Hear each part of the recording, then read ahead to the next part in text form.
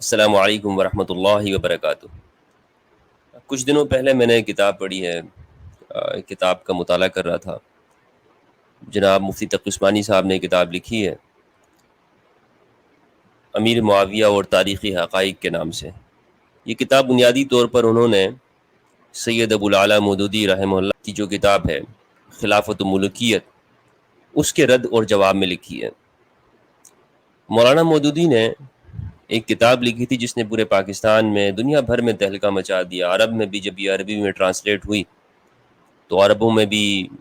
اس پہ کتابیں لکھی گئیں، موافقت میں بھی مخالفت میں بھی۔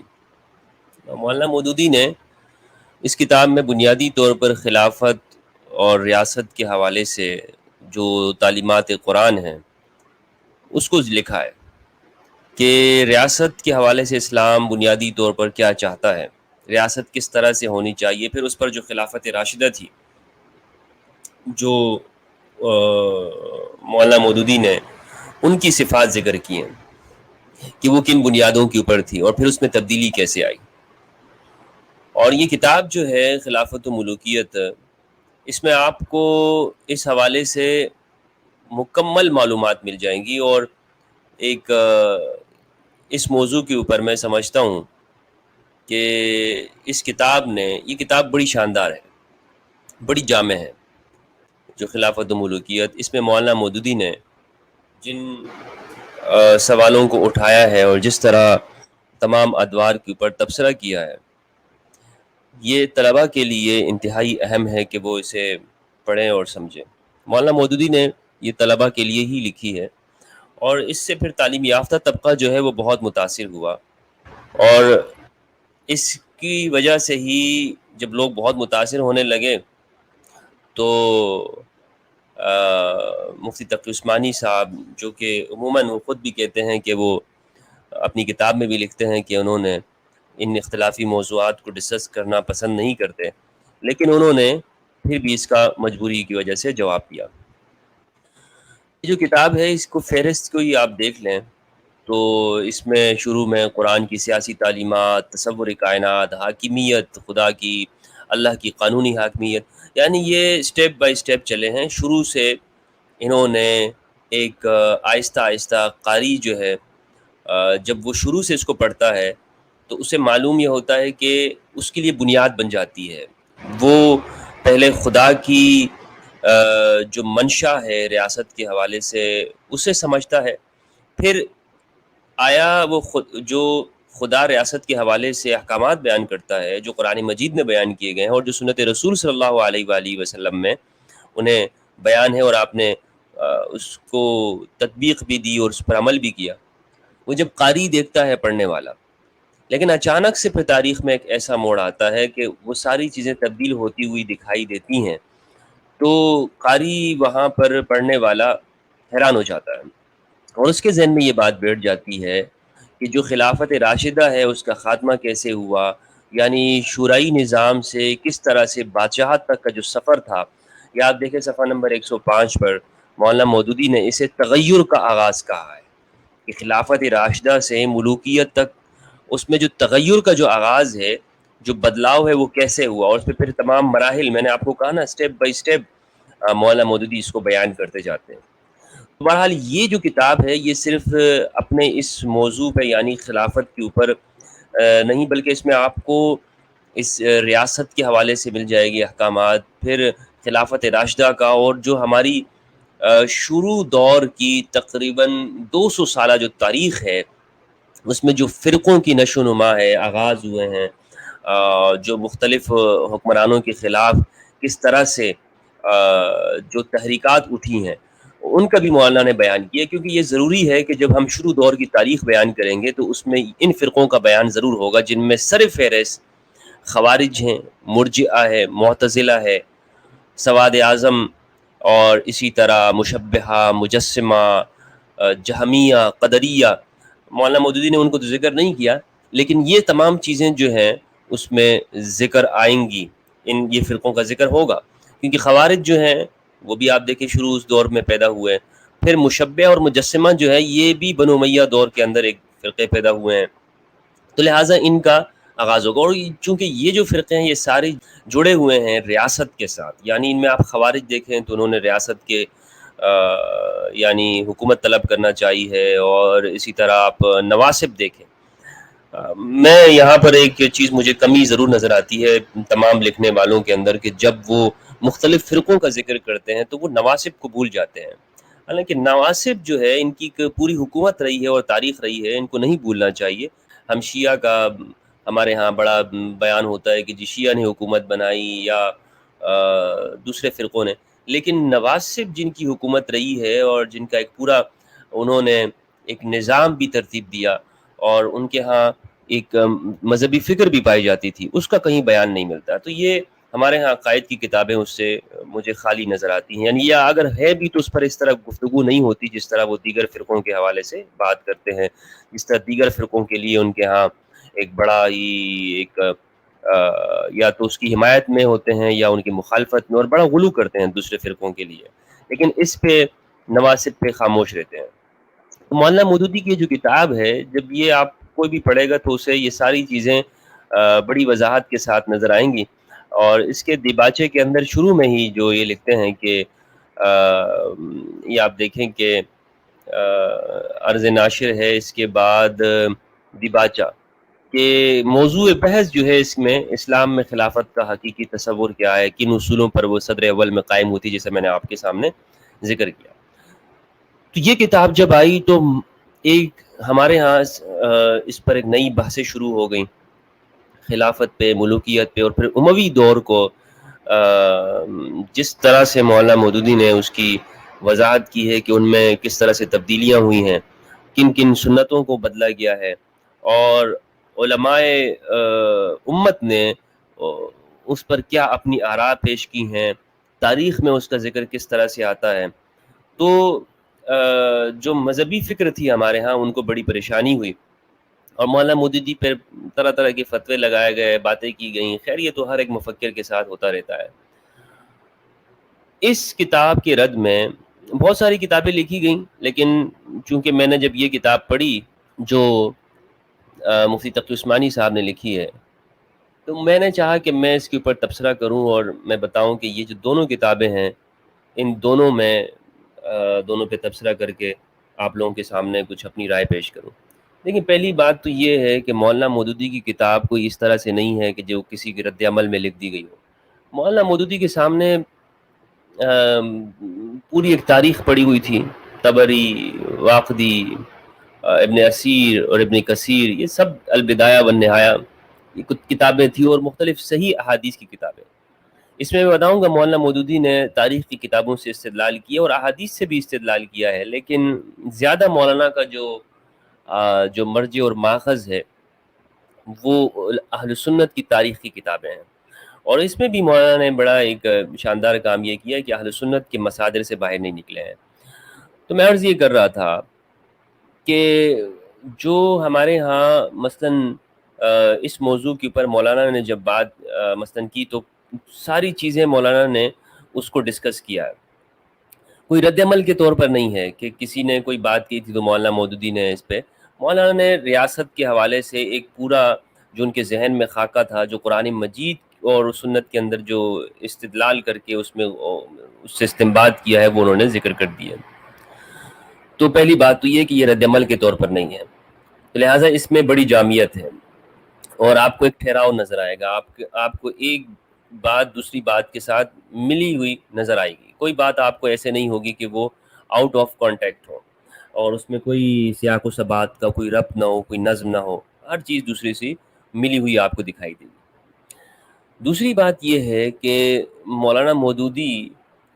نے کبھی بھی منہج اہل سنت سے باہر ہونے کا خود کو کبھی دعویٰ نہیں کی، اور ہمیں یہ چاہیے کہ ہم کسی شخص کے اوپر کوئی الزام نہ لگائیں۔ ہمارے یہاں افسوس کی ایک بات یہ بھی ہے کہ کوئی بھی شخص اگر جمہور سے ہٹ کر بات کرتا ہے تو اسے ایک تحقیق کے کہنے کے بجائے ہم تضلیل اس کو کر دیتے ہیں، اس کی گمراہ اسے کہہ دیتے ہیں۔ تو مولانا مودود جب تک کوئی شخص اپنی زبان سے خود نہیں کہتا نا کہ میں باہر ہوں تو اسے نہیں کہنا چاہیے، لیکن پھر بھی یہ رویہ ہمارے ہاں پایا جاتا ہے۔ مولانا نے اس کتاب میں اہل سنت کے منہج کو اختیار کر کے جو اہل سنت کا جو موقف تھا یا اس کو ہی لے کے چلے ہیں، کوئی بھی بات انہوں نے باہر سے نہیں کی ہے۔ تیسری جو بنیادی خصوصیت ہے اس کتاب کی، یہ کتاب جہاں پر مطلب اردو کے حوالے سے ادب کا ایک شاہکار ہے، وہیں پہ تاریخ کی، میں نے جیسے عرض کی، شروع دور کی جو ہماری تاریخ ہے اس کا ایک جامع ہے، اس کو پڑھ کر ہمیں ایک طالب علم کو وہ ساری شروع دور کی جو 200 سالہ 250 سالہ تاریخ ہے وہ سامنے آ جاتی ہے۔ اچھا، اس کا ہونا تو یہ چاہیے تھا، اگر کوئی شخص جواب لکھتا تو وہ ان ساری باتوں کا جواب دیتا، وہ یہ بیان کرتا کہ قرآن و سنت نے ریاست کے حوالے سے کیا احکامات دیے ہیں، شروع سے اس کے جواب ہونے چاہیے تھے۔ لیکن مفتی تقی عثمانی صاحب کی کتاب اگر آپ نے پڑھی ہو، چونکہ میں نے پڑھ لیا تو اسی لیے میں اس پہ رائے دینے کا حق رکھتا ہوں، انہوں نے کسی چیز کو ڈسکس نہیں کیا ہے۔ مولانا مودودی نے جو ریاست کے حوالے سے بیان کیا، خلافت راشدہ کی جو خصوصیات ذکر کی، ان میں سے کسی چیز کو بھی انہوں نے چھیڑا نہیں ہے۔ انہی اعتراضات کو کا جواب دیا ہے جو معاویہ کے حوالے سے تھا، اور جو معاویہ کے بارے میں مولانا مودودی نے اس کو یعنی جو اعتراضات قائم کیے ہیں، تو یہ اس میں تقی عثمانی صاحب نے خود اس کی وجہ بھی یہ بیان کی ہے۔ وہ کہتے ہیں ایک جگہ کے اوپر کہ انہیں جیسے یزید کی ولی عہدی ہے، اس میں مولانا تقی عثمانی صاحب نے صاف لکھا ہے کہ اس کے جوابات دو طرح کے ہو سکتے ہیں، یا یہ اعتراضات دو وجہوں سے قائم ہو سکتا ہے۔ ایک تو یہ کہ ان کی ولی عہدی میں، یعنی یزید کو ولی عہد بنانا، اپنا نائب بنانے میں غلطی ہے، یا اس کے برے نتائج ہوئے ہیں یا نہیں ہوئے۔ اور دوسرا یہ ہو سکتا ہے کہ جناب معاویہ جو ہے وہ یزید کو ولی عہد بنانے میں ان کا اپنا کوئی فائدہ تھا، یا اپنے ذاتیات کے لیے انہیں بنایا۔ تو انہوں نے کہا جو پہلی جو بات ہے تو اس سے ہمیں مولانا مودودی اگر اس پہ رہ کے کرتے تو ہمیں اس سے بھی اختلاف نہیں تھا۔ یعنی مولانا تقی عثمانی صاحب نے یہ اپنی کتاب میں قبول کیا ہے کہ جو پہلی بات ہے وہ درست ہے، یعنی اگر وہ یہ ہو کہ یہ رائے صحیح نہیں تھی، اس کے برے نتائج پڑے، امت پہ غلط اثر پڑا، تقی عثمانی صاحب نے اپنی کتاب میں اس کو تسلیم کیا، تو یہی تو مولانا مودودی کا موقف تھا۔ لیکن اس کے اندر وہ جو دوسری بات کرتے ہیں کہ معاویہ صاحب کی اس میں کوئی ذاتی یعنی فائدہ تھا، تو وہ کہتے ہیں اگر مودودی صاحب نے چونکہ اس پہ زور دیا ہے اس لیے ہم اس سے اتفاق نہیں کرتے، اور اس کے رد میں لکھا ہے، انہوں نے سارے جوابات اسی رد میں دیے ہیں۔ دوسری بات یہ ہے کہ مجھے بڑی خوشی ہوئی کہ تقی عثمانی صاحب نے مفتی تقی عثمانی صاحب ایک دیوبند کے بڑے عالم دین ہیں، اور ان کی طرف سے یہ جواب آیا، اور اب اس کے بعد کوئی اور نام نہیں رہ جاتا، یعنی دیوبند مکتب کے پاس کوئی اور شخص نہیں رہ جاتا کہ جو کہے کہ بھائی اس کا میں جواب دیتا ہوں۔ ہوتا یہ کہ پہلے کوئی اور جواب دیتا، پھر کوئی اور، پھر تقی عثمانی صاحب پہ بات آتی، لیکن چونکہ تقی عثمانی صاحب نے خود دے دیا تو لہٰذا اب کوئی بھی اگر دیوبند مکتب فکر سے جواب دیتا ہے تو وہ تقی عثمانی صاحب کی باتوں کی وضاحت تو ہو سکتی ہے، لیکن وہ الگ سے موقف نہیں ہو سکتا ہے۔ اور اس میں بھی جو تقی عثمانی صاحب نے دیوبند کا جو موقف ذکر کیا ہے وہ آپ دیکھیں تو وہ دیوبند کے کچھ باتوں میں ہٹ کر بھی ہے، لیکن یزید کے حوالے سے بہرحال انہوں نے دیوبند کا ہی مکتب کہ وہ انہیں ٹھیک نہیں سمجھتے ہیں، اور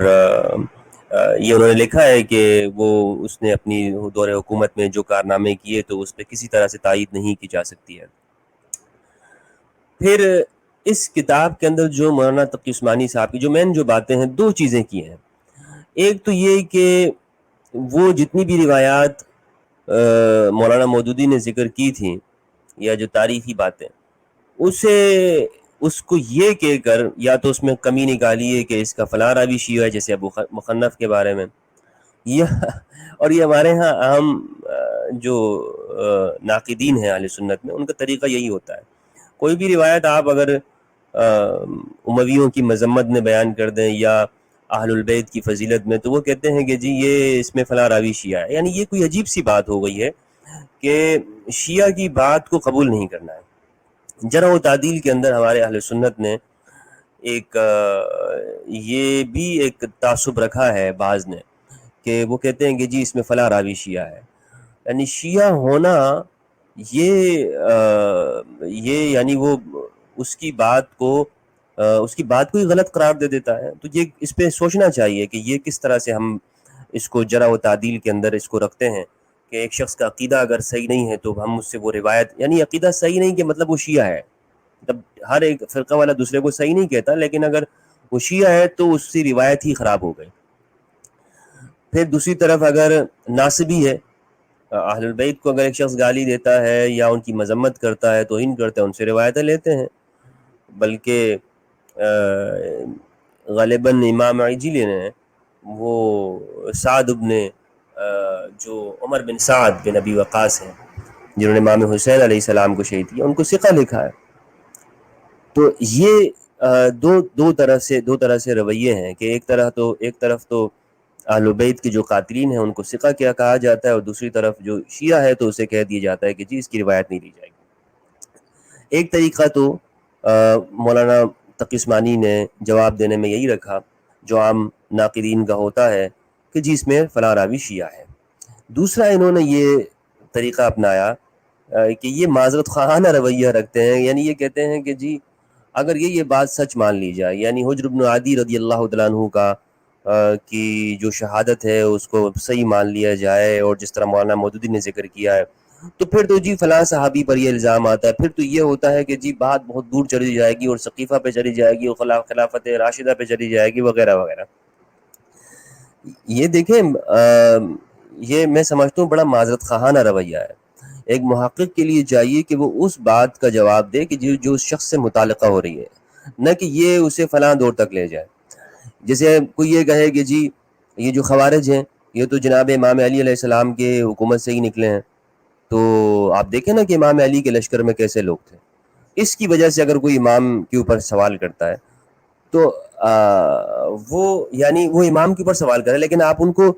یہ بھی کہہ سکتے ہیں کہ جناب اگر آپ امام کے اوپر ان خوارج کی وجہ سے سوال کرتے ہیں، یا جیسے زیاد بن نبی جو تھا وہ امام کے لشکر میں تھا اور پھر بعد میں جا کے وہ باغیوں کے لشکر میں چلا گیا، تو اس وجہ سے کوئی امام کے اوپر کوئی حرف تو نہیں آتا، لیکن بہت سارے لوگ اس طرح کرتے ہیں۔ تو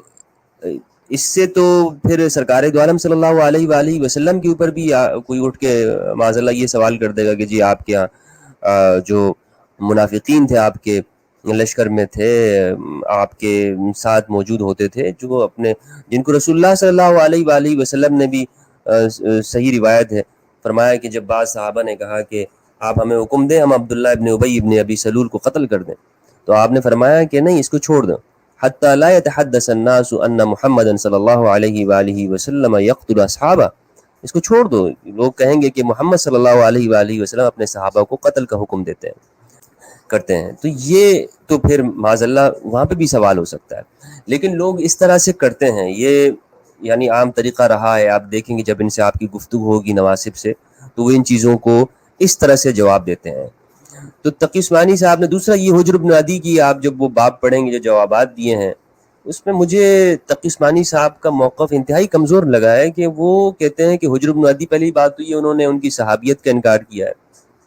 اور یہ بھی بڑا آسان تھا فرار اختیار کرنا، لیکن بہرحال انہیں معلوم ہے کہ جمہور نے یہی کہا ہے کہ وہ صحابی ہے۔ اگر اس میں کسی کی رائے یہ ہے کہ وہ تابعی ہیں، لیکن بہرحال اہل سنت علماء نے ان کو صحابی لکھا ہے۔ لیکن اگر یہ نہ بھی ہو، ایک بڑے عابد گزار اور عبادت گزار، یہ تو تقی صاحب نے بھی اس کو تسلیم کیا ہے، لیکن یہاں پر تقی صاحب کہتے ہیں کہ ان کو قتل کر دیا چونکہ وہ باغی تھے۔ یہ آپ دیکھ لیں کہ عجیب رویہ ہے، یعنی یہاں پر تو کہتے ہیں کہ باغی کو قتل کر دینا ٹھیک ہے، لیکن دوسری طرف جنہوں نے امام علی علیہ السلام کے مد مقابل ہے ان کو باغی نہیں کہتے ہیں، یا اس میں بھی پھر تعویل کرتے ہیں، اگرچہ صحیح روایات کے اندر جیسے حضرت عمار کے بارے میں فرمایا کہ عمار تقتلہ الفئۃ الباغیہ، اس میں بھی یہی کہتے ہیں کہ جی نہیں، یہ باغی گروہ سے مراد یہ نہیں ہے، وہ ہے فلاں وغیرہ۔ الغرض کہنے کا مقصد یہ ہے کہ ان دونوں کتابوں میں زمین آسمان کا فرق ہے۔ ایک تو پورا جیسے جو میں نے عرض کیا مولانا مودودی کی جو خلافت و ملوکیت ہے، وہ ایک پوری ایک مکمل ایک اسلام کی تاریخ ہے، اس میں اس کا ایک لکھنے کا انداز ہے، اس کو یعنی ہر چیز ایک سمجھ میں آتی ہے، شروع سے ہر بات دوسری سے ملی ہوئی ہے۔ لیکن جہاں پر یہ جواب دینے کی باری آئی تو تقی عثمانی صاحب مجھے بہت اس کے اندر جواب دینے کے اندر یوں محسوس ہوا کہ یہ یکسر طور پر یا تو روایتوں کو مسترد کر رہے ہیں اور یا ہی جو الزام لگا دیتے ہیں کہ جی یہ شیعہ ہیں اور یا معذرت خانہ رویہ رکھتے ہیں۔ دوسری اہم بات میں یہاں پہ یہ بتاتا چلوں کہ تاریخ کے حوالے سے مولانا مودودی نے انتہائی اہم بات کی کہ تاریخ کی ان باتوں کو اس طرح نہیں سمجھا جاتا کہ جی اس میں فلاں راوی یہ ہے، فلاں یہ ہے، فلاں یہ ہے، فلاں یہ ہے۔ مولانا مودودی نے اس پہ بڑی بہترین بات کی، انہوں نے کہا کہ اس طرح تو پوری تاریخ کا 90% حصہ ختم ہو جائے گا۔ آپ خود دیکھ لیں، آج ہمارے سامنے افلاطون کی کتابیں ہیں، ہم ان میں تو کوئی سند نہیں دیکھتے ہیں۔ آج ہمارے سامنے ہمارے دور میں یعنی ابھی سارے واقعات ہوئے دنیا کے اندر، ہٹلر گزرا ہے، جنگ عظیم اول ہے، جنگ عظیم دوم ہے، اور دوسری آپ کو متمدن اقوام کی، فارس کی اور رومن امپائر کی، یعنی آپ جتنے بھی تاریخ میں دیکھ لیں تو آپ کو یہ طریقہ نظر نہیں آئے گا جو ہمارے علماء جرح و تعدیل نے کہا کہ جی تاریخ کے اندر بھی سند کا اہتمام۔ تو تاریخ کے اندر سند کا اہتمام کرنا دراصل وہ اپنی پسند ناپسند کی اشخاص کو بچانا تھا۔ یعنی جب اس طرح کی جگہوں پہ آ جاتے تو وہ یہ کہتے کہ جی اس پہ فلاں بندہ ڈھونڈو، اگر وہ نکل جائے گا، شیعہ نکل آئے تو بس وہ کہہ دو کہ اس کو ہم نہیں مانتے ہیں۔ حالانکہ تاریخ اس طور پہ مرتب نہیں ہوتی ہے کہ جی اس میں بھی لوگوں کی اسناد دیکھی جائیں۔ تو یہ ایک انتہائی اہم بات تھی جو مولانا مودودی رحمہ اللہ نے اس کے اندر رکھی ہے۔ تو میرے نزدیک جو اس میں خلاصہ تھا، میں نے چاہا کہ یہ آپ لوگوں کے سامنے بیان کر دوں۔ انشاءاللہ اس حوالے سے کوئی سوال ہو تو نیکسٹ میں آپ کو اس کا جواب ضرور دوں گا۔ اجازت چاہتا ہوں۔ السلام علیکم ورحمۃ اللہ وبرکاتہ۔